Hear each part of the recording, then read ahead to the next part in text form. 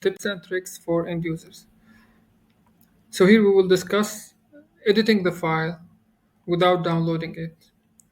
I will enter one of my document library and I will open this file.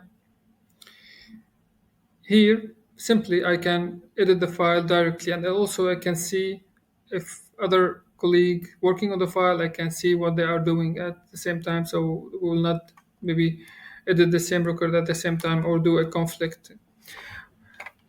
But one of the most common mistakes happen within when users use SharePoint is they probably feel more comfortable using the offline version or desktop version. So they can simply go here and they download as a copy, then we'll open it using an Office Excel desktop application, and they will edit it. And after that, maybe they can come here and upload the file again, which is uh, make multiple issues.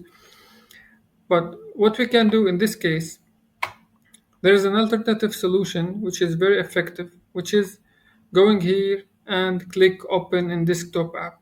So what that will do, actually it will open the same Excel sheet if you don't feel comfortable working on online version, which is in most cases, if you are working on some simple data entry, it will be very useful. But if you are going to use uh, some formulas, sometimes it will be more easy to use desktop version.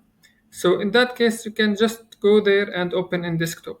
So that will open the same file from the desktop application without creating multiple copies of the file. So we will still be using the same SharePoint file, but we will use the desktop or the offline interface for that.